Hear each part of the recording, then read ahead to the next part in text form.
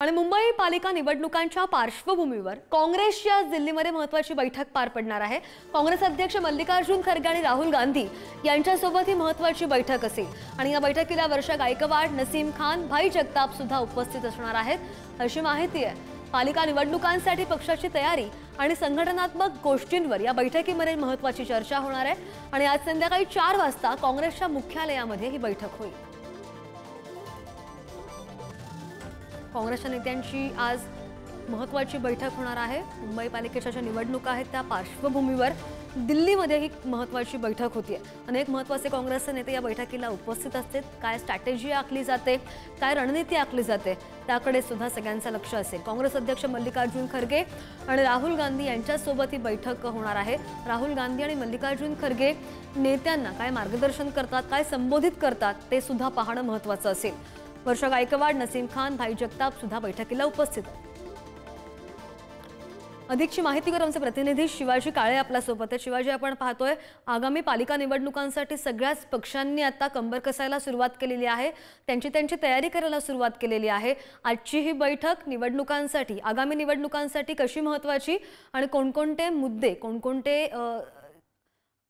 मुद्दे या बैठकीमध्ये अजेंड्यावर असतील? अगदीच, कारण सगळ्यात महत्त्वाचं हे असणार आहे की शिवसेना, काँग्रेस आणि राष्ट्रवादी हे तिन्ही पक्ष सोबत निवडणूक लढवणार का, हा सगळ्यात महत्त्वाचा यामध्ये मुद्दा आहे। कारण शिवसेना हा मुंबईतील सर्वात मोठा पक्ष राहिलेला आहे।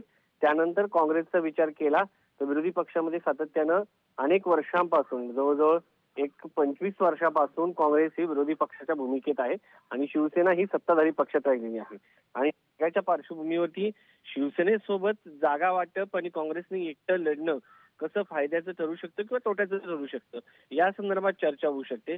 राष्ट्रवादी शरद पवार यांच्या पक्षाच्या संदर्भामध्ये जर विचार केला तर मुंबईमध्ये काही पॉकेटमध्ये शरद पवार यांच्या पक्षाचं वर्चस्व पाहायला मिळतं। मात्र जे साधारणपणे जर आपण पाहिलं तर नवाब मलिक यांच्या कुर्ला परिसरामध्ये त्यांचं वर्चस्व जे आहे ते होतं। मात्र आता ते जर विचार केला तर शरद पवार यांच्या पक्षातले बहुतांश जे मुंबईतले नेते आहेत ते अजित पवार यांच्या गटात आहेत। या सगळ्याच्या पार्श्वभूमीवरती शरद पवार यांच्या पक्षाचं फारसं वर्चस्व आपल्याला मुंबईत पाहायला मिळत नाही। त्यामुळे काँग्रेस आणि शिवसेना या दोन्ही पक्षामध्ये जागा वाटपाची चर्चा होऊ शकते, कारण महायुती विरुद्ध महाविकास आघाडी हा सामना होईल।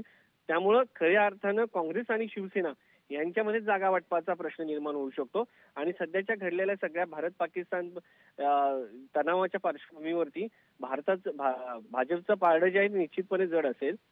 सगळ्यांच्या पार्श्वभूमीवरती विचार केला तर काँग्रेस आणि शिवसेना यांच्या दोघांमध्ये जागा वाटप मुद्दे आणि ह्या निवडणुकीमध्ये कशा पद्धतीने सामोरं जायचं या संदर्भात चर्चा होईल। संघटनात्मक चर्चा होतात, काय महत्त्वाच्या मुद्द्यांवर मार्गदर्शन केलं जातं याकडे सुद्धा लक्ष असेल।